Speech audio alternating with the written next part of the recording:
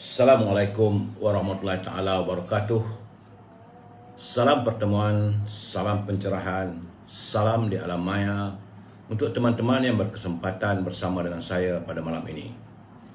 Apa khabar saudara semua? Doa saya anda sihat walafiat. Seramnya tu, tiba-tiba tu, lubuk kubu is watching.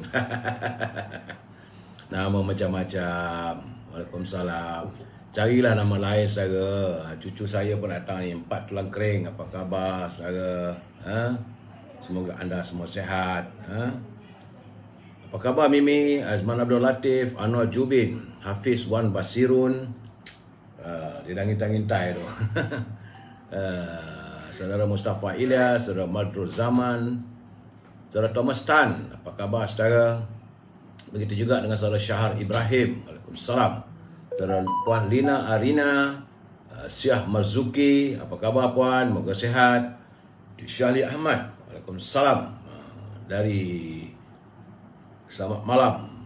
Ya saya Syafri Zairi Azam Mekto. Kuele Seruh. Ni dari mana pula ni Kuele Seruh ni? Waalaikumsalam. Dari Kuantan. Kuih Seruh. Dari Kuantan ya. Kuih Seruh tu gambarnya. Hamzah Hussein, saudara Norsyah Abu Bakar, Wakmin, Wan Haji Ismail, Nasir Bazin, Mahari Miran, Rais Mustafa Makdun, Syah Kazai, Amin Jack dan teman-teman yang tak sempat saya santuni malam ini. Saya mohon maaf, insya-Allah akan saya santuni usai pencerahan saya malam ini saudara ya. Saudara Jamri Abdullah, salam Datuk Skudai Johor, Toto Amno. Sahabat saya. Baik saudara, seperti biasa saya harus memberi pencerahan kedudukan COVID-19 yang melanda negara kita. Ini adalah hari yang ke-607. Masih lagi tidak nampak tanda-tanda COVID-19 ini akan usai, akan beredar daripada bumi bertuah ini. Kerana hari ini tanggal 16 November, hari Selasa, jumlah jangkitan setakat hari ini yang dilaporkan kepada saya telah meningkat balik. Semalam 5,143, tapi hari ini naik pada 5,413. Menjadikan angka terkumpul sejumlah 2,556,865 orang warga kita yang dijangkiti oleh virus corona, dan kematian semalam adalah 45 orang. Dari segi negeri-negeri, untuk hari ini Perlis ada 25 jangkitan. Di Kedah saya nampak ada kenaikan, dapat 439 sebab semalam 366. Di Pulau Pinang susut 236, di Perak juga susut 250. Tetapi Selangor masih lagi merupakan negeri yang mendominasikan, ramai rupanya, masih lagi ramai, masih lagi ribuan. Ingatkan tadi dah susut 500, 800, tiba-tiba sekarang ni dah naik balik. Dah 3 hari berturut-turut 1,000 lebih. Itu semalam 1,266 dan hari ini 1,217. Di wilayah Persekutuan juga naik, semalam 278, hari ini 312. Di Putrajaya susut 51 orang. Di Negeri Sembilan pun nampak gayanya ada sedikit peningkatan, semalam 174, hari ini 198. Di Melaka 116 susut. Mungkin untuk beri peluang mengundi ya. Melaka 116. Di Johor nampak gayanya ada meningkat balik, mungkin musim hujan ni saudara. 479. Di Pahang juga meningkat 329. Di Terengganu juga, kalau Pahang meningkat, Terengganu juga meningkat, itu 261. Dan yang menggusarkan saya selain negeri Selangor adalah Kelantan. Kerana hari ini tiba-tiba daripada 499 semalam, Kelantan mendadak kepada 743 jangkitan. Jadi warga Kelantan harus berhati-hati. Mek, cik, abang-abang, saing-saing belaka, jaga dirilah semuanya. Naik balik ni 743. Begitu juga di Sabah juga ada peningkatan 487 daripada 442. Labuan alhamdulillah single digit iaitu 4, dan di Sarawak terus susut kepada 266. Itulah laporan yang saya dapat berikan setakat hari ini saudara. Dan untuk 16 hari ini, 16 November, jumlah jangkitan keseluruhannya adalah berjumlah 85,223. Itulah setakat ini yang dapat saya beri gambaran tentang kedudukan COVID yang masih lagi belum reda sebenarnya saudara ya. Dan saya khawatir kerana musim tengkujuh dah datang, musim hujan. Kalau hujan maka COVID-19 ini mudah merebak. Saudara Azwan Zul, Said Munsi, saudara Muhammad Razi daripada Puchong, saudara Mahdan, Abi, Rupina, M. Baisir, Mat Spana. Assalamualaikum, terima kasih. Baik saudara, mohon 5 minit saja untuk pencerahan e-commerce. Kalau saudara ada bahan-bahan atau barang yang untuk diwawarkan, sila hubungi Al-Azhar 0113304141. Kalau berhubung dengan Al-Azhar, jangan lupa Al-Bakur, itu bakur haruman, wangi-wangian dan juga minyak wangi dari Timur Tengah, saudara. Saudara juga boleh berhubung dengan Al-Azhar untuk memesan rendang tok dan bahulu berdal.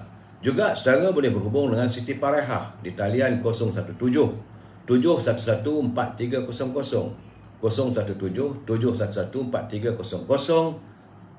Apalagi kalau dengan Siti Fareha, dendeng manis Siti Fareha, saudara ya. Juga untuk di Lembah Kelang boleh berhubung dengan Syauqi Kiznis. 012-357-5703 untuk mendapatkan buah-buahan segar daripada luar negeri, iaitu buah cherry yang cukup manis semalam saya makan. Buah mangganya besar, saudara. Buah-buah ini boleh terus dihantar ke rumah saudara. Hubungi Syauqi 012-357-5703, ya saudara. Dan seperti biasa, untuk Cik Zul kita daripada Kemaman, iaitu tokoh jamu Kemaman, saudara boleh hubungi beliau 019-917-0449. Cik Zul 019-917-0449. Hari ini saya beri pencerahan, bahannya kecil aja, iaitu tonik mayang sari, iaitu minyak rambut ekstrak daripada buah keras. Tujuannya adalah untuk menghitamkan rambut dan mengatasi masalah uban, melebatkan dan meluruskan rambut, memberi nutrisi dan menguatkan akar rambut. Ia turut merawat masalah rambut kering, bercabang, rosak dan kelemumur, menggalakkan pertumbuhan dan menyuburkan rambut, serta mengandungi aromaterapi untuk menghilangkan stres sesuai untuk sisi keluarga. Saudara bolehlah memesan daripada saudara Zul 019-917-0449, tokoh jamu Kemaman. Okey saudara, itulah setakat ini e-commerce. Sekarang kita masuk bahagian tazkirah singkat. Pendek saja saudara. Bahawa sebenarnya apakah anda tahu bahawa ikan yang ribuan tahun lalu menelan Nabi Allah Yunus itu ternyata masih hidup sampai hari ini. Bahkan katanya sampai hari kiamat. Kerana ini telah dijelaskan dalam surah Al-Quran yang menyebut andai Yunus itu tidak beristighfar, tentu ia akan tinggal dalam perut ikan tersebut sampai hari kebangkitan. Itu yang dinyatakan dalam Al-Quran, saudara. Dan juga kita harus insaf bahawa janin yang dikandung oleh ibu, yang berada dalam kandungan ibu itu sebenarnya janin itu dapat melihat hidupnya mulai dari saat ia lahir ke dunia sampailah hari akhirnya.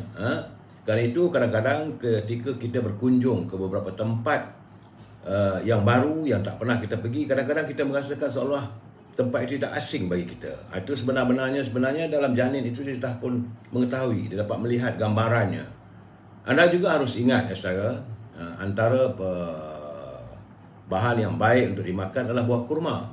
Tetapi hendaklah dimakan dalam jumlah yang ganjil, 1, 3, 5, 7. Jangan anda makan dalam genap, kerana jumlah yang genap itu akan menghasilkan gula darah. Kerana itu Rasulullah SAW menganjurkan kita untuk memakan kurma dalam jumlah ganjil agar ia berubah menjadi karbohidrat. Anda juga harus tahu bahawa setelah dikumandangkan azan, itu adalah waktu yang paling mustajab untuk berdoa. Ini mungkin ramai yang tak faham, mungkin ramai tak sedar. Ini curipan yang saya dapat bahawa waktu yang terbaik untuk berdoa adalah sebaik saja azan dikumandangkan, usai saja sambil kita berdoa, ya Allah, ya Tuhanku, Tuhan yang mensyariatkan surah azan, berilah kedudukan yang tinggi dan mulia terhadap baginda Rasulullah SAW, sebagaimana yang kamu janjikan. Sesungguhnya kamu tidak memungkiri janjimu. Dan disambung pula dengan doa permintaan kita pada Allah SWT. InsyaAllah, itulah waktu yang terbaik untuk berdoa. Saudara, dan saat kita solat, ya saudara, tahukah anda bahawa dosa-dosa yang terletak di bawah kita itu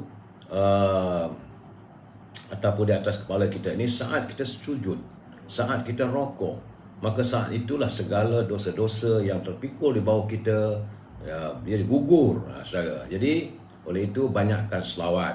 Tahukah anda ketika kita membaca Ayatul Kursi setiap kali selepas solat, maka tidak ada penghalang antara kita dan syurga kecuali maut. Jadi akhir sekali, saudara, saya ingin menjelaskan, ini dapatan saya, saudara, kiriman teman-teman, bahawa para malaikat mendoakan kita selepas kita solat. Jadi oleh itu, jangan kita terburu-buru beranjak dari kedudukan duduk solat kita. Buatlah sedikit amalan, zikir dan sebagainya, kerana waktu itu malaikat mendoakan untuk kita. Itulah saja ini tazkirah pendek saya pada malam ini, berhubung dengan kedudukan yang mungkin saudara tahu, mungkin saya tahu, untuk kita saling ingat mengingati. Baik saudara, mutiara kata kiriman saudara Hibil Hasan. Apa khabar Cikgu Hibil? Moga sihat walafiat. Kata Cikgu Hibil, masa akan menentukan siapa yang kita jumpa dalam hidup kita. Hati juga akan menentukan siapa yang kita mahu temui dalam hidup kita. Jadi sikap akan menentukan siapa yang akan bertahan dengan kita dalam hidup kita, sikap kita. Jadi semoga saudara dilindungi Allah. Ingat saudara, masa menentukan siapa kita temui. Hati akan menentukan siapa yang kita temui. Dan sikap itulah menentukan siapa yang akan bertahan dengan kita dalam kehidupan kita. Itu sikap ini, perangai, cara kita melayan teman ya saudara. Apa khabar saudara ini Ahmadi Yusof, Adiwansa, Syansir Syukrim. Ya saudara Muhammad Syah. Salam satu Malaysia buat semua akar umbi UMNO, teguh hadapi hujan. Ya saudara, baik. Seperti biasa, salam impian moratorium dan kumpulan wang simpanan pekerja RM10,000. Walaupun sehingga hari ini Parlimen bersidang, masih lagi belum ada kenyataan. Yang saya dapatan saya bahawa kumpulan wang simpanan pekerja menyatakan bahawa para pekerja yang mengeluarkan wang mereka sepanjang tempoh COVID ini terpaksa bekerja untuk selama 5 hingga 6 tahun untuk memenuhkan kembali tabungannya. Itu kita tahu bahawa bila tabung dah susut, tentulah akan diisi semula. Tapi yang kita minta adalah SAT secara one off RM10,000.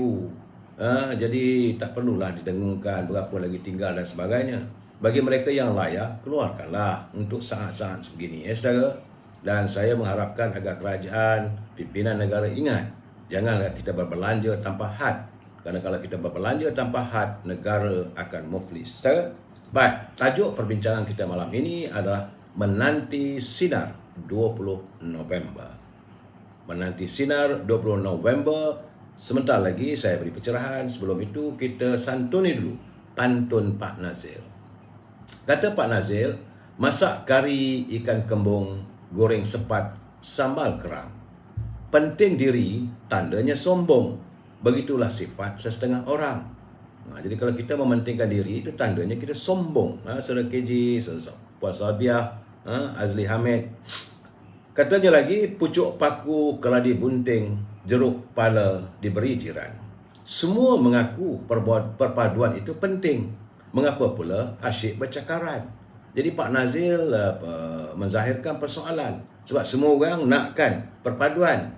Demi perpaduan itu, perpaduan ini dan sebagainya. Tapi asyik bercakaran. Itu yang dizahirkan oleh Pak Nazil. Terima kasih Pak Nazil. Satu persoalan yang baik untuk kita fikirkan bersama. Saudara Azli Hamid, Puan Mariam Putih, Osman Puasa, Abdul Wahid, Abdul Karim. Kemudian saya dapat juga kiriman daripada pejuang, anak muda daripada Perak Tengah, saudara Nordin Malik. Nordin Malik ni dia garang, saudara. Pantun-pantunnya adalah pantun yang penuh semangat dan penuh dengan kritis. Katanya, petang hari terbang enggang, singgah di atap rumah papan. Anak Malaysia terpaksa berdagang, negara sendiri tiada harapan. Kerana beliau merasakan sekarang ni untuk mendapat pekerjaan, peluang pekerjaan semakin sukar kepada mereka yang profesional, doktor, insinyur, accountant. Akhirnya bila negara kita tak mempunyai peluang pekerjaan, mereka terpaksa berdagang ke luar negara. Katanya lagi, kalau hendak menanam keladi, jangan ditanam alur perpaya. Gaji murah menjadi-jadi, kos hidup tinggi menggila. Jadi itu santunan daripada saudara Nordin. Beliau runsing dan gusar melihat keadaan negara kita ni. Baik saudara, kita santuni sedikit dalam sesi gedung ilmu ini, kerana dalam ungkapan kata-kata pemimpin terdahulu ada menyebut bahawa pemimpin itu mestilah sikapnya mulia. Jadi mereka harus mengelakkan diri jadi pemimpin yang agul. Agul tak betul saudara. Lakunya buruk, perangainya tak betul. Masyarakat dihasung, rakyat diagul. Hati berulat, akal pun tumpul. Bencana mendatang, fitnah pun timbul. Kalau pemimpin yang sebegitu, yang tak boleh membuat keputusan, berdolak dalik dan sebagainya, akhirnya salah sedikit mereka main pukul. Padi hampa, hutan pun gondol. Beban di bahu tidak terpikul. Dijadikan pemimpin, celaka yang timbul. Negeri binasa, umat terpukul. Itu pesanan warga kita terdahulu agar pemimpin kita menjauhi sifat-sifat demikian. Kita sambung lagi malam besok, curipan kata-kata. Baik saudara, sebelum saya memberi pencerahan seperti biasa, saya harus memberi peringatan bagi mereka yang menyunting semula live saya ini dan dimasukkan dalam channel YouTube, maka anda adalah bertanggungjawab di atas setiap suntingan dilakukan. Pihak saya juga tidak akan bertanggungjawab langsung ke atas komen-komen diberikan oleh pembaca. Sila pastikan anda berfikir terpanjang terlebih dahulu sebelum membuat komen di sini. Pihak saya juga tidak mampu untuk memantau kesemua komen ditulis di sini. Segala komen anda adalah hak dan tanggungjawab anda. Ingat saudara, ini adalah pencerahan politik yang daripada dapatan saya, perbualan saya, pembacaan, kiriman teman-teman dan sebagainya, dan setelah saya perhalusi. Jadi pencerahan politik ini daripada orang UMNO. Jadi saudara jangan nak marah. Sebab saya tengok semalam ramai juga yang kata bahawa saya menyantuni parti lain. Tidak, saya membuat comparison supaya kita sedar, memberi gambaran keadaan sebenarnya. Bahawa ini kita harus bersetuju untuk tidak bersetuju. We must agree to disagree dalam pencerahan saya ini supaya kita, tujuan saya tak ada untuk memberi pencerahan. Supaya orang UMNO sedar apa yang berlaku, supaya teman-teman, tidak ada niat saya untuk membodi ataupun berkempen dan sebagainya. Apa yang saya nyatakan itu jelas saudara. Dan saya harap agar kalau boleh santunilah setiap persoalan itu dengan bahasa yang harmonis. Serpaca Kak T. Kak T kata insya-Allah biar yang menang di Melaka. Insya-Allah. Bagaimanapun saya ingin memberi peringatan awal sebab saya dapat kiriman daripada seorang sahabat. Dia kata dia mengalami kejadian ini berlaku pada jam 11 malam pada tanggal 12 November lalu. Iaitu katanya beliau bersama dengan family-nya berhasrat untuk pulang ke Taiping. Jadi dia berhenti dekat RNR, di mana tak sebut di arah RNR Singapura katanya. Jadi selepas makan dia pun mula bergerak. Tak jauh daripada kawasan RNR itu, tiba-tiba dia melihat temperature ataupun keretanya meningkat. Dia punya temperaturenya mencanak naik. Jadi dia berhenti perjalanan tak sampai 5 minit. Sampailah ada dua orang yang mengetuk pintunya dan bertanya apa keretanya rosak. Kerana dia pun kata dia tak layan sebab dia mengesyaki ada sesuatu. Lepas tu dia kata kalau kereta rosak boleh panggil tow truck. Dia kata tak apa. Saya tengah tunggu kawan dari belakang. Jadi orang tu berlalu. Jadi sebenarnya nasib baik kawan kita ni dia telah pun menghubungi tow truck insurance yang bawa keretanya ke workshop. Setelah dikaji, setelah dilihat, disiasat, keretanya itu sebenarnya dia punya kunci air di bahagian bawah telah dibuka. Jadi membuatkan air dalam tangkinya itu kering. Jadi bila kita bergerak saja 5 minit, 10 minit, maka tak ada air, temperature naik. Ini paling mudah. Bukan dia buka enjin, tidak. Dia pergi. Jadi kepada saudara yang berhenti di RNR, harus berhati-hati sebab ini kadang-kadang skamer ataupun mereka berusaha untuk melakukan macam-macam kejahatan jenayah. Nasib baik dia tak merompak. Jadi saudara berhati-hati kalau saudara berhenti dekat RNR, bila nak berjalan semula pastikan tengok dulu air cukup tak cukup. Kerana dia buka bawah tu ada ni punatnya tu, dia buka, dia tanggalkan, maka air turun. Bila air turun tentulah kereta ini panasan enjinnya. Bila panas kalau kita berjalan juga boleh meletup, boleh terbakar. Jadi ini peringatan kepada saudara dalam keadaan sekarang ini berhati-hati. Macam-macam orang lakukan untuk mencari sumber kewangan. Mereka tak fikir halal dan haram. Saya tak mau sebut sama ada bangsa Melayu ke India dan sebagainya. Tetapi inilah yang dilakukan skamer. Hati-hati saudara. Jadi penjenayah ada di mana-mana dalam keadaan ekonomi kita yang teruk begini. Sebab itu saya melihat Saudara Rizal Endau, dari Endau dia mohonlah jasa Menteri Pertahanan supaya menyediakan peluang pekerjaan kedua memberi peluang pekerjaan kedua kepada pesara-pesara tentera yang berpencen dan tidak berpencen untuk dimasukkan dalam GLC ataupun di mana-mana dengan kemahiran mereka. Jika mereka dalam khidmatan tidak selari dengan trade atau kemahiran mereka untuk mengisi jawatan dalam GLC, gabungkanlah sijil akademik mereka. Dan kerana dalam keadaan sekarang ini ramai, sebenarnya saya dapat tahu ramai pesara-pesara tentera kita, mereka mengambil berhenti lebih awal. Jadi kalau berhenti lebih awal tak ada pencen. Bila tak ada pencen, mereka cuma mendapat sagu hati. Bila habis wang sagu hati itu dah tersadai. Jadi diharapkan Kementerian Pertahanan memikirkan sesuatu untuk warga tentera yang begitu berjasa pada negara kita. Jadi jangan biarkan mereka dalam keadaan yang sukar, saudara. Dalam pada itu saya melihat, sebenarnya saya tak nak ulas, tapi bila saya tengok media sosial negara merdeka, dia siarkan semua sekali itu, saya kata okeylah, saya cubalah juga ulas sedikit tentang apa yang berlaku. Itu tentang tular dalam media sosial gambar Menteri Perdagangan Menteri Perdagangan Antarabangsa Azmin Ali, katanya dia makan di sebuah restoran di kota London. Soal dia makan tak ada masalah, tetapi dalam bil yang ada tu dia macam kes apa yang berlaku di Langkawi tu ialah, tapi di Langkawi tu cuma 1,000, 2,000 lebih saja bilnya. Tapi ini Salt B, nama sebuah restoran yang popular di London itu, dalam sumber gambar diperolehi menerusi satu siapan Twitter menggunakan akaun Laga Cawan. Akaunnya Laga Cawan. Siapan sebut sehingga kini menerima tanda suka dan diulang ciapan lebih daripada 4,000 orang. Dalam ciapan sebut amat mengejutkan kita kerana dalam bil tentera senarai menu mewah, termasuk 2 botol arak jenama terkenal Petrus. Nilainya belasan ribu ringgit. Mengalah jumlah keseluruhan bil selepas ditukar ke ringgit Malaysia bernilai 200,000 sekali makan saja. Bil itu bertarikh 20 Oktober 2021 jam 9.08 malam di kota London. Apakah menteri ini begini sikapnya? Di tengah saat rakyat susah. Kita susah, mereka berbelanja sebegitu, 200,000 lebih hanya untuk sekali makan dengan keluarganya. Dan kita melihat bahawa ada pula arak dan sebagainya. Apakah ini tanda-tandanya? Jadi kita mengharapkan agar Saudara Azmin Ali dapat memberi pencerahan sejauh mana benar atau tidaknya persoalan ini.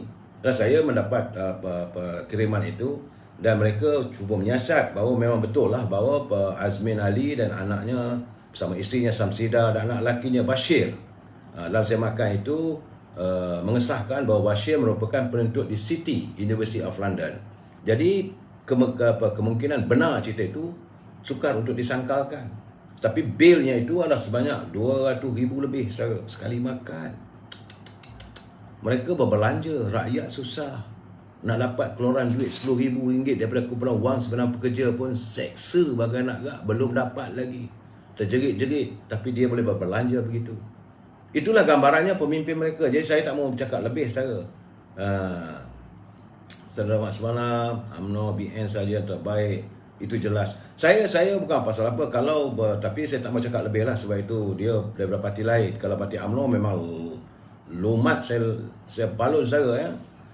Dan saudara, kita menyantuni tajuk asal kita itu menanti sinar 20 Oktober. Sebenarnya setelah saya menung-menung, saya fikirkan satu ketika dahulu Melaka merupakan sebagai antara bandar pelabuhan paling sibuk di dunia. Begitu hebatnya bandar Melaka ini, sehinggalah ia jatuh dan ditawan oleh tentera Ferengi yang diketuai oleh Alfonso de Albuquerque. Dalam sebelum kejatuhan Melaka, satu dunia kenal Melaka, satu dunia tahu Melaka dan hebatnya, mewahnya bandar pelabuhan Melaka ini. Jadi sebab itu kita mengharapkan agar calon-calon yang bertanding kali ini mesti menanamkan sifat dan semangat dalam dirinya untuk kembali membina, dan mereka harus mengembalikan tenaga untuk membina semula agar Melaka dapat diletakkan pada tempat asalnya. Lama sangat dah lebih 500 tahun lamanya Melaka ini tidak lagi terkenal di seluruh dunia. Usahakanlah, saudara. Sebab itu, dan hari ini semua orang tahu bahawa para pengundi awal, terdiri daripada anggota tentera, kaki tangan SPR, kaki tangan perubatan dan sebagainya. Mereka telah pun membangundi pagi tadi, di mana dapatan saya. Jangan marah saya bila saya cakap begini, anda marah kat saya bagi orang tak setuju. Kadang-kadang kita ndakkan begini, dapat dapatan saya begini, anda marah dekat saya memberi pencerahan dapatan saya sehingga saat ini kabarnya, tapi benda itu belum sahih lagi. Ini dari segi cakap-cakap, daripada perbualan mereka yang mau undi dan sebagainya, katanya bahawa UMNO Barisan Nasional mendahului dengan 65%. Ini undi awal yang terdiri daripada kaki tangan kerajaan dan sebagainya. Artinya kaki tangan kerajaan sudah pun berbalik dan menyokong UMNO Barisan Nasional.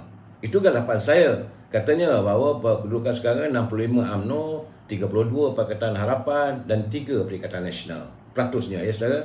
Dan seramai 11,557 pengundi telah pun membangundi di 31 pusat pengundian. Jadi menurut Suruhanjaya Setiausaha Pilihan Raya Datuk Ikmaruddin Ishak, jumlah pengundi awal terdiri daripada 9,217 orang anggota tentera dan pasangannya serta 2,340 orang anggota polis, membabitkan 24 kawasan Dewan Undangan Negeri. Sepanjang proses undi diadakan, pematuhan pada garis panduan pencegahan COVID-19 terlaksana dengan baik. Proses pengundian awal disaksikan oleh ejen, calon yang bertanding di samping Suruhanjaya Pilihan Raya yang menyiarkan proses pengundian itu secara live streaming melalui Facebook SPR. Semua putih undi bagi pengundian awal ini disimpan di lokap balai polis dengan kertas undi terbabit hanya akan dikira pada Sabtu 20 November itu bermula jam 4 petang. Sebab itu saya kata dapatan itu hanyalah jangkaan awal. Saudara, bukan seputar rasmi. Tak boleh nak katakan itu sah. Tak boleh. Sebab ini semua kertas undi ini akan dikira pada 20 hari bulan. Tetapi dari segi mereka yang balik daripada peluang undi apa semua tu, manusia kadang-kadang tak tahan nak simpan rahsia. Saya dah undi dah. Jadi dapatannya begitulah keadaannya. Dan 7 lokasi mengundi bagi tentera dan pasangannya jalankan di bilik gerakan Dewan Undangan Negeri Dun Lendu, bilik pusat latihan pelapis Universiti Teknikal Malaysia UTM di Dun Duran Tunggal, serta Dewan Seri Beruang Kem Askar Wataniah yang membabitkan Dun Bukit Kandil. Jadi hanya 4 Dun sebenarnya tidak terbabit dalam proses penggunaan awal ini, iaitu Dun Tanjung Bidara, Dun Pengkalangan Batu, Dun Duyung dan Dun Serkap. 4 Dewan Negeri saja yang terlibat dengan penggunaan awal. Jadi sehingga saat ini Dun Sungai Udang merekodkan jumlah pusat pengundian awal yang banyak, iaitu di Sekolah Kem Terendak 1, Sekolah Kem Terendak 2, Sekolah Menengah Kebangsaan Kem Terendak serta Dewan Burhan. Jadi 9,574 pengundi awal termasuk 9 anggota polis dan pasangan direkodkan bahawa ini untuk di Dun Sungai Udang. N11 Sungai Udang mempunyai 22,793 pemilih. Jadi kalau mengikut rekodnya, retinya tinggal lebih dalam 11,000 saja lagi pengundi biasa. Saudara. Dan saya melihat dalam laman-laman web, Saudara Haji Jasin, wanita UMNO memang berhati wajah sejak ditubuhnya UMNO. Betul lah. Raza-raza belum kira caman atau peratusnya. Itulah saya katakan tadi. Itu gambaran lahan hasil daripada mereka yang pergi mundi balik bagi saya dan sebagainya. Saya tak kata resmi. Raza, jangan marah. Saya cuba memberi pencerahan. Sebab itu sekarang tadi pula ada pula saiwarnya dalam media sosial mengatakan bahawa jentera UMNO Barisan Nasional ni cuma 30% saja yang bergerak katanya, sedangkan tak ada pun begitu. Jadi ini cara macam-macam saiwar lah saudara. Saya menyiarkan apa yang dapatan saya dan saya cuba menghubungi di Melaka. Mereka kata begitulah keadaannya, saudara. Dan tujuan apa dari segi apa yang dikatakan bahawa 35% saja yang bergerak, yang lain tak bergerak, itu nak melemahkan semangat. Jadi sebab itu saya ambil keputusan besok insya-Allah saya akan turun sekali lagi ke Melaka untuk melihat dengan mata sendiri tentang kedudukan dan nak berbual dengan mereka yang telah pun membawa undi. Memanglah undi itu rahsia, tapi adalah cara kita untuk mendapatkan pandangan-pandangan mereka dan keyakinan mereka. Jadi kalau ada keizinan, mungkin jam 10.30 pagi besok saya akan bersiaran secara live. Saya berhasrat untuk pergi ke sekurang-kurangnya 4 atau 5 Dun di Dewan Undangan Negeri di Melaka, sebab dia negeri tak besar mana pun. dekat-dekat dalam 15 minit dah sampai, 15 minit dah sampai. So saya nak berhasrat untuk bertemu dengan calon-calon yang menjadi calon kontroversi dan sebagainya. Dalam pada itu saya nak bagi tahu pada warga UMNO. Ini warga UMNO sejak ini penamaan calon sehingga hari ini jumlah menteri dan timbalan menteri daripada UMNO tak ramai yang turun. Sebab itu mungkin orang buat kataan kenyataan bahawa jentera tak bergerak. Jadi kalau menteri turun mungkin ramai datang maka bergerak. Itu tidak begitu sahaja. Dan sekarang ni pun penjarakan sosial, tak boleh berkempen dan sebagainya. Di samping itu Parlimen juga sedang bersidang. Saya tidak mau menuduh dan sebagainya, tapi bagi saya sebagai warga parti, ahli parti UMNO, sepatutnya mereka yang menjadi menteri, timbalan menteri kena turunlah ke gelanggang, tu ke lapangan, bantu kawan-kawan. Sebab masing-masing negeri menjaga masing-masing punya kawasan. Saya amat menghormati tindakan macam Bung Mokhtar daripada Sabah 190 warga UMNO Sabah turun di kawasan Teluk Mas. Jadi dia berselerak lah, berusaha untuk menggamit, untuk membantu gerak kerja supaya memenangkan calon di situ. Jadi Bung Mokhtar dia membawa 190 orang ni bukan daripada satu bahagian, daripada seluruh bahagian yang ada di Sabah. Jadi ketua-ketua bahagian semua turun. Tak banyak satu bahagian, ada 5 orang, ada 4 orang, tapi semua datang untuk membantu dan mereka datang hadir dengan wang mereka sendiri. Itulah spirit core ataupun semangat yang ditunjukkan oleh warga UMNO Sabah yang mereka menzahirkan kerana terima kasih kepada UMNO Semenanjung yang begitu prihatin terhadap mereka. Saya dapati nama-nama yang datang sesekejap saja, yang tidak begitu. Selalunya kalau pilihan raya kecil ni mereka inilah dilihat macam juara lah, tapi kali ini nampak gayanya senyap, seolah-olah sepi, seolah-olah mereka ini tidak mahu ambil kisah sangat. Apakah kerana merasakan teman-teman mereka juga ada dalam parti-parti yang lain. Jadi bagi saya yakin bahawa ini tentulah tindakan yang agak mengecewakan. Kita warga UMNO, saya kecewa lah sebenarnya. Secara Ismail Muhammad, relax tau. Tok ni lebih sudu rekuah. Bukan saya lebih sudu rekuah. Saya nak marah pasal apa, saya menceritakan. Sebab ini saya buat kritikan terhadap pimpinan UMNO. Saudara jangan selalu ingat saya akan menyebelahi semata-mata, tidak. Kerana saya tengok contohnya yang hadir sesekali, cuma laporan yang saya dapat Norma, Tan Sri Norma, Syamuddin ada 2 kali saya turun. Mahathir Khalid, Tan Sri Anwar Musa, baru hari ini dia ada bercakap di TV. Kemudian Perdana Menteri sendiri hari Ahad lalu, Syahdan Kasim sekali ke 2 kali. Kemudian Rizal Marikan, Norani Ahmad. Itu je yang dilaporkan turun, membantu dan sebagainya. Yang lain itu tak tahulah, mungkin mereka sibuk dengan kementerian masing-masing. Masing-masing nak jaga perut masing-masing. Tak tahulah saya. Jadi dalam keadaan begini, yang bekerja all out saya lihat adalah warga UMNO dari seluruh negara. Jadi untuk melihat dari keadaan begitu, kita merasakan bahawa jentera UMNO kukuh, kuat di peringkat akar umbi. Sedangkan daripada parti lain tidak bermain nampak gayanya. Itu keadaan secara laporan yang saya dapat. Sebab itu ramai orang membuat hasil kajian daripada 8 badan NGO. Ini 8 badan NGO melaporkan bahawa setakat ini UMNO mendahului dengan 62% dan Pakatan Harapan 28%, Perikatan Nasional 3%. Ini adalah hasil kajian dapatan yang tak pada saya. Bukan lebih-lebihan, tidak saudara ya. Dan sekarang cuba kita dengar analisa awal. Ini yang saya dapat tentang analisa awal. Kerana hari ini ada pembuangan undi bermula, itu undi awal. Ini loh analisa awal tentang sejauh mana peluang setiap parti dalam pilihan raya negeri Melaka. Saya tujuan saya untuk memberi pencerahan, lebih tak ada. Jadi saudara jangan ingat saya ni berlebih-lebihan. Tidak, apa yang ditulis saya bacakan supaya kita faham semua kedudukannya. Kerana setelah masuki minggu kedua berkempen dan mengikut norma baru dengan SOP yang ketat, dan media sosial hanya media sosial melainkan peranan dalam menyemarakkan kempen, PRK Pilihan Raya Negeri Melaka memperlihatkan corak pengundian yang lebih berteraskan kepada parti.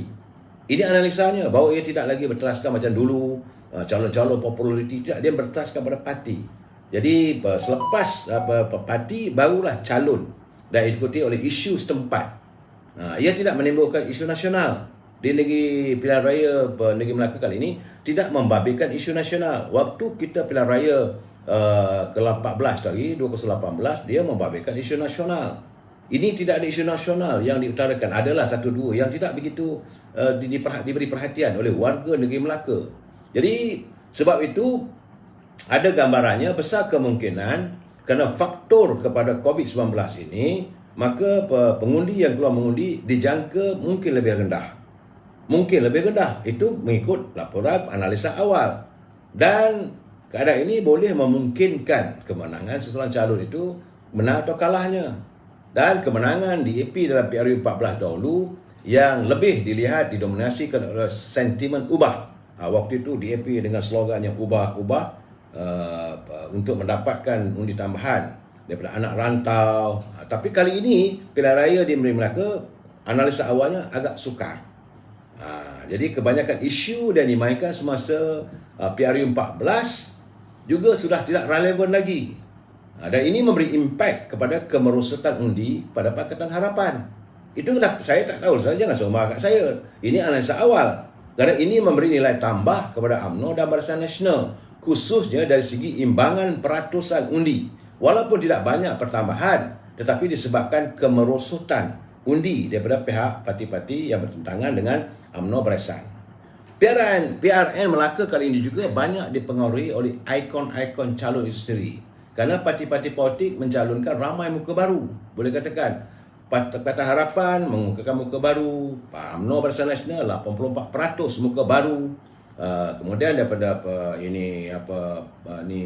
Perikatan Nasional memanglah muka baru 2-3 orang yang kita kenal, yang lain tu sebab mereka pun parti baru.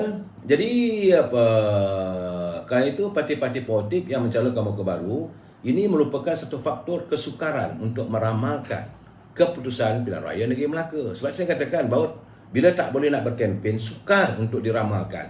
Kerana kalau berkempen, kita tahu jumlah kehadiran orang yang mendengar ceramah, mendengar kempen dan sebagainya, respon daripada rakyat yang hadir di ceramah tersebut. Ini tidak. Dapatan kita hanya respon kepada media sosial. Jadi dalam media sosial ini kutipan, cilipan apa semua disusun oleh para penganalisa merasakan bahawa media sosial memainkan peranan. Jika dilihat dari satu sudut, parti atau gabungan parti dalam pilihan raya negeri Melaka kali ini lebih kepada pertarungan dua macam saya katakan, iaitu antara UMNO Barisan Nasional dan Pakatan Harapan. Parti-parti lain tu bolehlah, banyak orang kata macam kacau daun je lah. Jadi Perikatan Nasional contohnya, dia bertanding 28 kursi, iaitu Bersatu 15, PAS 8, Gerakan 5. Tapi Gerakan tidak mempunyai grassroots ataupun tapak di Melaka dalam kalangan parti yang berteraskan kepada kaum Cina. Sebab Gerakan ini banyak diketahui adalah parti berteraskan kepada kaum pengundi Cina. Tapi kawasan itu nampak gayanya DAP mendominasikan kawasan bandar. Bagaimanapun, ini kata analisanya, MCA masih kuat di luar bandar. Tidak seperti di negeri lain, MCA begitu sukar untuk mendapat undi daripada pengundi-pengundi Cina. Tetapi MCA Melaka masih mempunyai kekuatan. Dalam Perikatan Nasional, dalam pilihan raya negeri Melaka, Gerakan bertanding di kubu kuat DAP. Dan tentulah mereka meramalkan akan mengalami kegagalan. Sebab Bersatu menurunkan 15 calon. Tetapi dicakini daripada 15 calon yang diturunkan oleh Bersatu, cuma 2 orang calon saja yang dilihat mampu memberi saingan sengit, iaitu Mas MRT di Tanjung Bidara serta Muhammad Rafiq di Teluk Mas. Bagaimanapun peratusan kemenangan calon Bersatu agak tipis. Kalau you lihat macam di Teluk Mas tu, bila warga daripada Sabah 190 berkempen apa semua, mana Mak Rafiq nak berkempen, dia kekurangan daripada tenaga gerak kerja. Begitu juga dengan Mas MRT macam saya katakan semalam. Memang di tempat kempen Mas MRT memang hebat.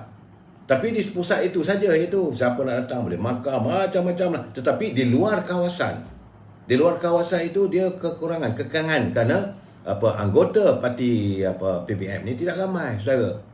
Dan Mak Rafiq katanya masih boleh mengharapkan bekalan sebagai anak tempatan di Ujung Pasir. Ini analisa, saudara. Saya pun belum nak pergi lagi ni. InsyaAllah besok saya nak cuba. Katanya Muhammad Rafiq masih boleh mengharapkan bekalan sebagai anak tempatan di Ujung Pasir. Teluk Mas, dan juga kerana beliau adalah mantan Esko dalam kerajaan terdahulu berbanding lawaknya Datuk Abdul Razak, iaitu Ketua UMNO bahagian Kota Melaka. Namun ia bukan mudah untuk Mak Rafiq di sini kerana mengikut sejarahnya Teluk Mas adalah kubu kuat UMNO. Itu gambaran ini analisanya saudara. DAP yang bertanding 8 kerusi kemungkinan besar akan hilang kerusinya di Pekalan Batu yang dulunya dimenangi Datuk Nur Hizam Hassan Bakti. DAP juga akan mengekalkan kerusi tradisi yang lain. Namun ia masih harus berhati-hati kerana kerusi Gading juga mungkin terlepas ke tangan calon daripada MIC. Bagi kerusi Macap Jaya yang dimenangi oleh PKR dalam PRU 14 lalu, diyakini akan kembali kepada MCA. Sejak berapa PRU lalu, kursi ini dimenangi oleh MCA. Inilah satu-satunya kursi yang diyakini boleh dimenangi oleh calon daripada MCA. Selain Macap Jaya, MCA mengintai di Kelabang yang menurunkan naib Presiden MCA sendiri, iaitu Ketua MCA Melaka, Senator Datuk Lim Ban Hong, yang juga merupakan Timbalan Menteri Perdagangan dan Industri. Beliau juga merupakan mantan Adun Kelabang. Sementara itu, Amanah dilihat berpeluang mengekalkan 2 kerusi. Itu gambaran saya dapat. Ya, 2 kerusinya ini adalah analisa awal. Jadi besok kita akan cari lagi lah, saya tengok macam mana keadaannya. Bahawa Amanah, daripada Amanah, dia ramai juga calonnya 8 orang. Tapi dilihat berpeluang untuk mengekalkan kerusi di Bukit Katil melalui calonnya Saudara Adli Zahari, iaitu mantan Ketua Menteri Melaka semasa Pakatan Harapan memerintah. Katanya tidak ada masalah untuk menang. Selain Bukit Katil, Amanah dijangka mungkin boleh kejaya mengekalkan kursi ini di urutan tunggal. Itulah saja 2 kursi. Adakah Amanah boleh memenangi Pantai Kundur melalui calonnya Nur Azman? Dahulu Nur Azman tak menang dengan tiket UMNO. Dengan penglihatannya, adakah calon UMNO iaitu Tuminah dari wanita UMNO mampu menghapuskan badi Nur Azman yang tidak sampai pun sepenggal berada di Pantai Kundur. Jadi calon yang diturunkan oleh UMNO adalah Puan Tuminah dari wanita UMNO. Jika dilihat cara wanita UMNO berkempen dan Pantai Kundur juga adalah kubu UMNO, adalah sukar bagi Nur Azman untuk menang di sini. Jadi ikon yang menyebabkan Pilihan Raya Negeri Melaka, iaitu Datuk Seri Idris Harun, dikatakan tidak mampu untuk mempertahankan Sungai Udang. Sebaliknya, bila bertanding di Asahan juga mengalami kesukaran kerana di situ Fairul Nizam, itu Ketua Pemuda UMNO Negeri Melaka, dan juga Ketua Pemuda Alor Gajah yang menanti beliau. Jadi nasib Datuk Idris Harun agak tipis untuk menang di sini. Tambahan, Perikatan Nasional hanya mencalonkan seorang wakil gerakan keturunan India. Jadi 3 corner fight, itu Dennis Basir di sini. Pertarungan jangka lebih memihak kepada calon UMNO, di mana Asahan mempunyai komposisi kaum Melayu 63.77%, Cina 23.1% dan India 11.2%. Ini sahaja adalah analisa awal. Saya membacakan, jangan saudara nak marah. Kalau saudara daripada parti PAS ke, saudara daripada parti Amanah, saudara daripada PKR, bila saya bila gambar ni seolah UMNO menguasai kursi tersebut, anda marah dengan saya, jangan begitu. Kalau sepatutnya bila saya pergi begini, anda bekerja lebih kuat lagi untuk mencari pengaruh. Tak boleh nak marah. Sebagai orang parti, kalau anda betul-betul sayangkan parti anda, kalau betul lah anda bencikan UMNO sangat-sangat, kerja keras untuk memenangkan calon anda. Sebab, saudara, menurut saudara Arif Faizal Muhammad Nur Arifin, culipan saya dapat, dia kata terdapat 3 gabungan parti utama dalam Pilihan Raya Negeri Melaka ini, itu Pakatan Harapan, PN dan BN. Tapi katanya pengundi-pengundi Pakatan Harapan sudah beralih arah. PN pula katanya sudah tiada harapan. Kerana selepas PRU 14 pada 28 adalah kerajaan negeri, PN ketika selepas ini tidak mempunyai penyokongnya tersendiri, terutama daripada kumpulan seperti PKR dan DAP. Sudah depreciate, sudah kurang. Berbeza dengan UMNO yang rakyat sudah mula sedar. Ini jangan salahkan saya, sebab ini dapatan daripada apa yang dinyatakan, dizahirkan oleh rakyat. Kerana dalam tempoh Pakatan Harapan ini, Yang Berhormat Datuk Seri Anwar Ibrahim pun menyatakan bahawa beliau minta maaf kerana Pakatan Harapan tidak dapat melaksanakan keseluruhan manifesto yang dijanjikan, 100 manifesto itu. Dan rakyat begitu terkesan apabila Pakatan Harapan mentadbir negara, tentulah juga di negeri Melaka. Jadi janji 100 janji, bukan 100 hari. Macam kita ni Perdana Menteri Datuk Ismail Sabri, dia janji 100 hari ada perubahan. Tapi kita nak melihat juga apa perubahannya. Kalau perubahan itu tidak ada, sukar juga nanti keadaannya. Jadi akan dilihat sebagai kerajaan yang gagal. Tetapi waktu Pakatan Harapan memang rakyat terkesan. Selama pendek tempoh 22 bulan itu macam-macam isu timbul. Dan political resist berjalan begitu. Dan akhirnya kita dapat apa yang berlaku, bagaimana yang didedahkan oleh Tun Dr. Mahathir daripada Dr. Nasimuddin. Maka mereka sebebalah sama sendiri. Mereka hanya meletakkan kepentingan politik, tidak menyantuni kehidupan rakyat. Dan rakyat terbiar di saat ekonomi dunia semakin merudum. Saat itu juga COVID sudah melanda. Jadi bila kita kena ingat, waktu kerajaan Pakatan Harapan itu, kita banyak melontarkan pandangan kita jangan dibenarkan pelancong dari luar masuk. Tapi Menteri Kesihatan daripada kerajaan Pakatan Harapan kita tak ada masalah. Malahan Dr. Mahathir sendiri kata, saya masih ingat lagi, beliau waktu itulah Perdana Menteri. Dia kata kalau pelancong datang takkan tinggal kat gebar-gebar ayam. Akhirnya merebaklah wabak virus corona berikutan dengan berlakunya pilihan raya di Sabah yang di luar kawalan, bukan rakyat Sabah, tidak. Bila berlaku pilihan raya ini berlaku era kerajaan Perikatan Nasional yang dipimpin oleh Tan Sri Muhyiddin.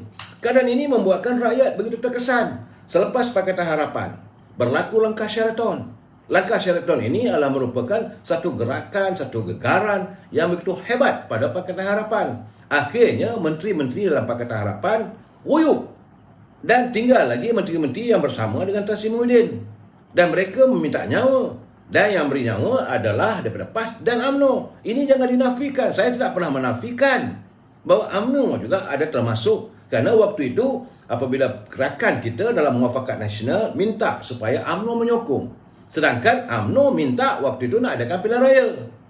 Saya jangan lupa keadaannya. Tapi okey, malu-malu lah. Okeylah, sokonglah. Maka jadilah Tan Sri Muhyiddin sebagai Perdana Menteri. Waktu Tan Sri Muhyiddin berada di anjung kuasa di Sri Perdana sebagai Perdana Menteri, ditambah lagi dengan jumlah peningkatan virus corona dan ekonomi terus guyup. Kemudian kerana ketamakan kuasa berlaku di Sabah, siapa tak boleh nafikan macam mana gerakan di Sabah nak menumbangkan parti warisan dan sebagainya. Maka berlaku pilihan raya negeri di Sabah. Dalam pilihan raya negeri Sabah itu gagal mengawal tentang SOP kerana waktu itu tidak ada vaksin. Waktu itu ramai yang datang berkempen tidak mengindahkan SOP yang disarankan oleh Ketua Pengarah Kementerian Kesihatan. Sepatutnya mereka yang balik daripada Sabah itu dikuarantin, tapi tidak berlaku. Semasa pilihan raya di Sabah, dapat juga ada beberapa orang ahli-ahli parlimen ataupun pimpinan UMNO yang dijangkiti oleh wabak virus corona. Akhirnya mereka balik ke Semenanjung, maka berebak lagi. Dan itu adalah gambaran begitu teruknya ekonomi kita dan COVID mengganas lagi. Akhirnya Kerajaan Perikatan Nasional memutuskan untuk diadakan perintah darurat. Dahlah perintah darurat. Akhirnya rakyat dikepung, dikurung dalam rumah selama lebih setahun. Ekonomi lumpuh selumpuh-lumpuhnya. Dalam keadaan begitu, rakyat di Melaka dapat melihat Pakatan Harapan tak boleh nak diyakini. Perikatan Nasional memang tak boleh. Letaklah gambar Tan Sri Muhyiddin besar macam mana pun, rakyat Melaka dah tak nak. Saya tengok dalam culipan, saya tak mau sebutlah apa kata-kata yang dihamburkan oleh pengundi di kawasan tersebut bila lalu sebelah ni poster itu. Dan kita pula hairan pula kenapa Tan Sri Muhyiddin meletakkan gambar beliau sebagai poster boy untuk pilihan raya negeri Melaka. Apakah dia merasakan seolah-olah diri dia tu boleh membawa kemenangan? Saya dah cakap dulu lagi, selagi Tan Sri Muhyiddin menjadi Perdana Menteri adalah ruang untuk Parti Bersatu. Tetapi bila beliau tidak lagi menjadi Perdana Menteri, maka Parti Bersatu hilang kuku. Ini sedang dialami oleh calon-calon daripada Perikatan Nasional. Dan mereka mengharapkan dukungan daripada warga PAS. Tapi warga PAS, dia bertanding di begitu banyak kawasan dalam pilihan itu, tak ada satu kursi pun dia menang. Bersatu pun cuma menang 2 kursi. Itu gambarannya di Melaka. Sebab itu sekarang ni dah terdengar pula kata bahawa kononnya ada pula Pakatan Harapan ni, Perikatan Nasional nak bergabung pula dengan Pakatan Harapan. Nak berbaik balik dengan DAP, nak berbaik balik dengan Parti Keadilan. Saya melihat keadaan begitu, saya senyum je lah. Jadi mereka sekarang ni dalam keadaan mengelabah, tak menentu. Dulu, satu ketika mereka puji DAP. Jangan lupa mereka bersama dalam Pakatan Harapan menumbangkan kerajaan UMNO Barisan Nasional. Kemudian mereka tumbangkan balik kerajaan Pakatan Harapan. Mereka bermusuh dengan DAP dan Parti Keadilan. Kerana mereka waktu itu yakin jika mereka dapat menawan pimpinan PAS, maka dapatlah mereka menggunakan PAS sebagai vehicle untuk tunggangan. Kita dah bagi tahu pada warga PAS, bukan warga, kita bagi tahu pimpinan PAS. Kerana geram sangat hati tu, saya gelarkan mereka tok lebay ni. Jadi dalam keadaan begitu, ini mengecewakan warga PAS peringkat akar umbi. Sebab itu di Melaka, warga PAS mereka sanggup untuk bekerja untuk memenangkan calon di pilihan raya negeri Melaka. Kebanyakan warga PAS akar umbi mengharapkan agar Perikatan Nasional ruyup seruyup-ruyupnya. Kerana mereka merasakan bila semua parti ni daripada Perikatan Nasional ni tak ada yang menang, akan memberi kesedaran kepada PAS untuk kembali ke pangkal jalan menyantuni UMNO. Itu harapan daripada warga PAS akar umbi. Ini jangan dinafikan. Tapi kita tengoklah kadang-kadang pimpinan di atas tu, pimpinan tinggi, Pak Lebay ni, mereka pula kata biar UMNO kalah. Kalau UMNO kalah tu nanti, maka dia akan kembali pada PAS. Sedangkan warga PAS akar umbi mengharapkan biar lingkup dia orang semua. Sebab untuk PAS bernaung ataupun menguasai pilihan raya di negeri Melaka ni satu benda yang agak mustahil. Agak mustahil, saudara. Sebab dalam pilihan raya lepas tak ada satu kursi pun mereka menang. Tetapi tidak dinafikan, mereka juga ada ramai pengundi. Ada tempat tu 2,000 lebih, ada tempat 1,000 lebih yang boleh menokok tambah. Seandainya pengundi-pengundi yang memihak kepada PAS bersama dengan UMNO, tentulah kursi-kursi itu dapat dijamin menang. Tapi kerana adanya Perikatan Nasional, adanya Parti Peribumi yang saya selalu katakan ulau-ulau dalam kelambu ni, akhirnya PAS dipatuk. Tapi warga PAS, pimpinan PAS tak sedar. Pimpinan tertinggi PAS tak mau sedar, tak mau merasakan. Sebab iyalah, saya faham, sebab maklum sajalah selama ini pimpinan PAS tidak dapat megang jawatan sebagai menteri. Sekarang kerana dengan PBM bersama dengan Perikatan Nasional, mereka dapat jadi menteri. Mungkin sebab itu kita dengar macam-macam kenyataan. Tapi kerana bila mereka tidak bersedia untuk jadi menteri, akhirnya jadilah macam-macam keadaan yang terbaru tular dalam media sosial. Bagaimana menteri, timbalan menteri daripada PAS melayani wartawan dengan kasar dan sebagainya. Jadi keadaannya itu gambarannya. Saudara Zizek, macam-macam Mahidin meroyan kepanasan. Saya terpuranglah, saudara nak marah-marah lah pada saya. Saya memberi pencerahan. Memang saya melihat keadaannya di pilihan raya negeri Melaka, parti PBM tidak ada tempat. Itu kedapatan. Tapi insyaAllah kalau besok saya dapat berjumpa lagi dengan warga di Melaka, saya tidak akan, saya lihat bila saya buat live tu, saya tidak ada orang kata siap-siap awal, okey nak jumpa orang ni, berjumpa rakyat. Tidak. Saya akan jumpa dengan pengundi ataupun rakyat di kawasan itu, live tanya. Dan tidak ada skrip. Terus bertanya. Dan mereka memberi gambaran. Begitu juga calon kalau ada pun dia datang. Kalau macam itu hari, semalam yang saya pergi itu hari, saya nak jumpa dengan Datuk Muhammad Ali. Saya tahulah kalau pergi kat rumah dia, saya tak setuju. Tapi katanya Datuk Ali akan datang ke kawasan depan Balai Polis. Saya tunggulah dekat warung situ. Memang benar. Informasi yang saya dapat benar, dia datang kita panggil, tanya terus. Dan itu saya rasa lebih ikhlas, lebih jelas. Jadi soal mana tu ni? Jangan lupa Datuk, masih bersama dengan BN di pusat. Adik Najib dah buka. Saya sedara cakap sebab itu awal tadi saya katakan saudara, bahawa isu nasional tidak mempengaruhi di Melaka. Isu yang diorang sekarang macam dulu, pilihan raya lepas mereka targetnya is Najib centric. Najib centric dengan Datin Seri Rosmah, itulah dipalu hari-hari selama 3 tahun. Tapi yang kali ini nak kata Najib centric, dia bukan Perdana Menteri. Okey, saudara, yang sekarang ni pimpinan, sebab itu sekarang ni mereka bagai nak rap, pukul. Hari-hari cerita buruk pasal Datuk Seri Zahid. Kebetulan beliau menjadi mangsa kepada tuduhan terpilih. Dan masih lagi dalam pembicaraan, belum pun mahkamah buat keputusan, mereka sudah membuat macam-macam keputusan. Tujuannya lain tak ada. Sebab mereka mahu mewujudkan kali ini is Zahid Hamidi centric.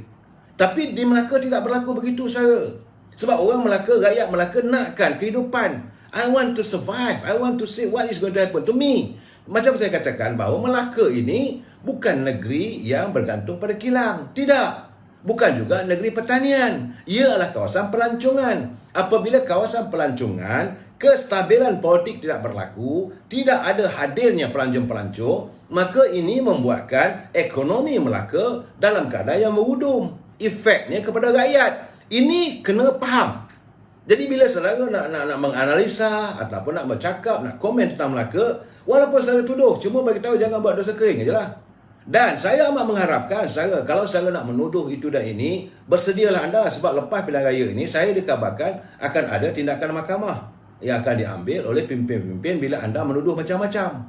Dan jangan lupa saudara, kalau satu kes itu masih lagi dibicarakan di mahkamah, anda juga boleh kena contempt of court. Saya nak mengingatkan sebab itu saya lihat pencerahan saya tak masuk. Soal mahkamah ni saya sikit-sikit aja. Kerana saya khawatir, saya bimbang, boleh melibatkan diri dalam contempt of court. Dan untuk saya menuduh, cuma macam kes Azmin tu saya nampak culipan itu pun berdasarkan kepada tulisan daripada Merdeka punya website dia tu, dan ada dia punya receipt berdasarkan pada itu. Dan saya pun tidak menuduh lebih daripada itu pun. Kerana saya harus berhati-hati, kerana dalam pilihan raya kali ini saya melihat banyak tuduhan yang dilakukan. Orang itu begini, dan sudah pun ada laporan polis. Saya melihat seharusnya kita harus mengamalkan politik matang. Jika ada lipas undi BN, jangan kepimpinan PAS di atas, kerasukan pula. Saudara Rafi, saya melihat itu keadaannya. Sebab itu semalam saya dah katakan ada bezanya antara Cencaluk dengan Budu. Cencaluk Melaka, Budu di Kelantan. Budu itu diperam daripada ikan bilis. Cencaluk dah pula ikan geragau, ada udang geragau. Beza tu, tapi makanan untuk makan nasi. Kegemaran rakyat tempatan. Rasanya lebih kurang sama aja, masing-masing sedap, lemak. Tetapi dalam keadaan begini, dalam suasana hari ini, politiknya di Melaka berbeza dengan politik di Kelantan ataupun di Terengganu.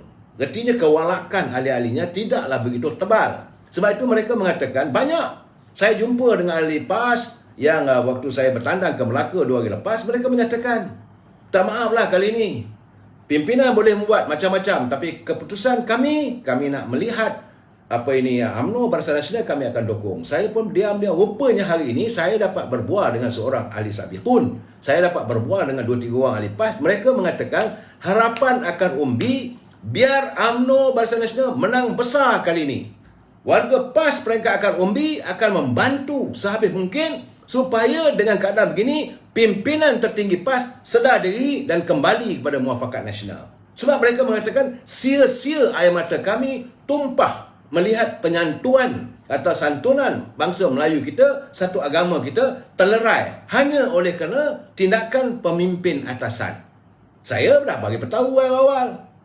Bila PAS, UMNO mengundang PBM masuk dalam kelambu, tunggulah kamu kena patuk. Dan hari ini ternyata yang kena patuk adalah PAS. Pimpinan PAS sekarang ni terperangkap sekarang ni sebab mereka dapat jawatan. Hari ini keadaannya begitu juga Perdana Menteri kita. Saya cakap terus terang. Sebab itu ramai menteri tak turun.